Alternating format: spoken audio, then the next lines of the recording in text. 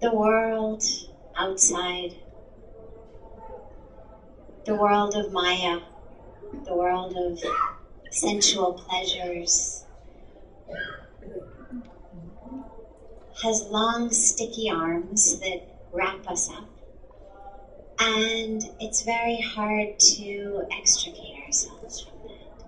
And he's asking, there's so many different theories of how to be free, how to be extricated from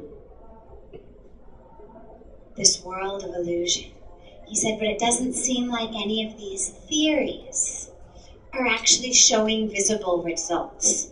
So what actually is the best way to pull ourselves out? When you are in one place and you want to go someplace else, there's two different ways you can look at it. If I'm in Rishikesh and I want to be in Delhi, two different mental constructs. One is I turn my back on Rishikesh and I use my energy focusing on pushing Rishikesh away. In my mind, all I'm thinking about is I gotta get far from Rishikesh. That's one way. The other way is I simply start moving toward Delhi. Inevitably, as I get closer to Delhi, I'm going to be farther from Rishikesh. The difference is that the first path is a path that doesn't work very well. And the reason is, it might work if we're just talking about little locations. When we're talking about spiritual places rather than physical places, the problem with trying to push ourselves away from something like the material world, the world of illusions, as you've said, this world of Maya, is, as you've noticed, it doesn't work very well. If we're focusing on that which I want to be free of, what am I focusing on? How can I possibly be free from something if all of my energy is focused on the fact that I want to be free from it? I'm still thinking about it. I'm still enveloped in it. My attention, my whole life. I should be free from this world of illusion. I should be free from this material world, this mundane world, the world of pleasures, the world of the senses. But every time I think about that, every bit of energy and focus I put on that is actually bringing me deeper into that world. So what's the answer? Well, why do we want to be free of that? That's the first thing to realize. Why be free? You asked your question as though it were already understood that we need to be free from this world of illusions. But the question really is, well, why? And the answer is because that world of just sensory pleasures, illusion, Maya, whatever we call it, keeps us from seeing the truth, keeps us from living in the truth, keeps us from that full, boundless awareness of the divinity within ourselves, the divinity in the world around us. So what the answer is I take my focus not onto pushing away the things of the world. Let them be. But my focus goes onto the world of the divine. Within myself, within the world around me, in a name or a form of the divine I'm worshiping. It doesn't matter how I'm doing it. When we talk about the word vairagya, which we tend to define in English as non-attachment. I always say I don't actually think that that's the correct English definition. Because non-attachment implies that we are just A, focused on becoming unattached. B, you end up with complacency, indifference, apathy. And there is no spiritual path that says thou shalt become apathetic. Thou shalt become indifferent, complacent.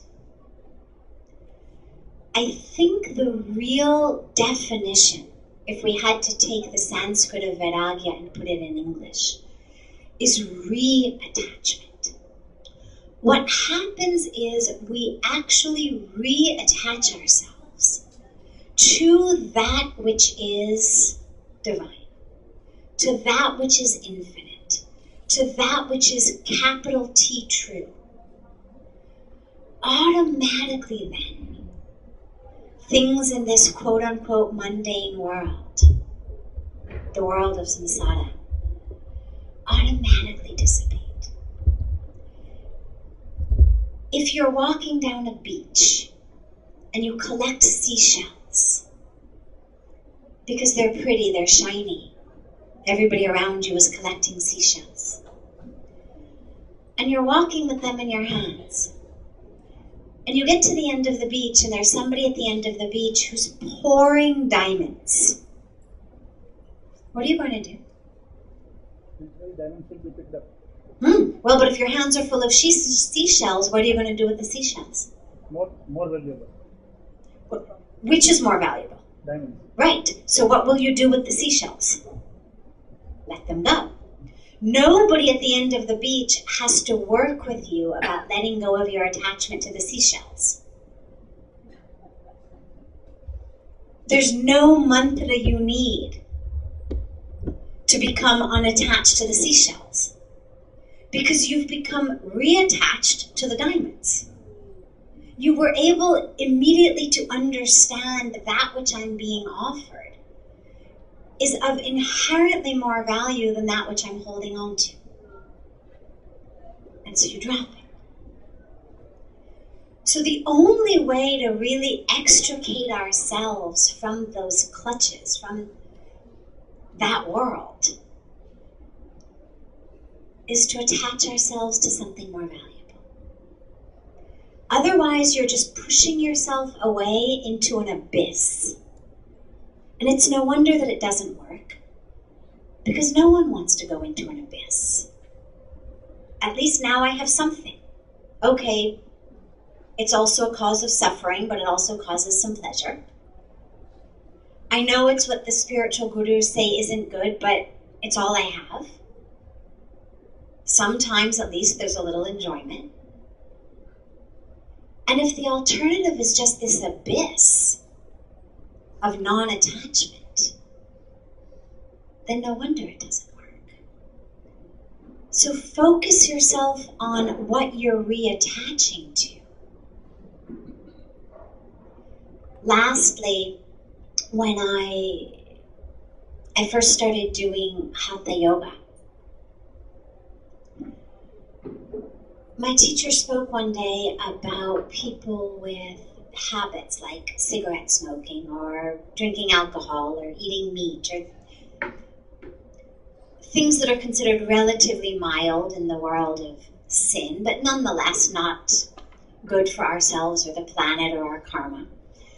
And somebody was asking him in class, it was a question and answer, and somebody asked him, it's so hard to give up. I'm addicted to smoking, I've been smoking this many years, and I'm trying to give it up. And he said, well, how much yoga are you doing?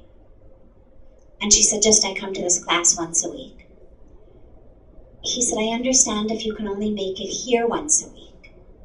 Do yoga every day. Do it at home. Start doing yoga every day. And what you will find is that cigarette smoking no longer fits. Nobody has to tell you stop smoking. As you get into yoga, you won't be able to pick up a cigarette. So it's just another way of explaining the same thing.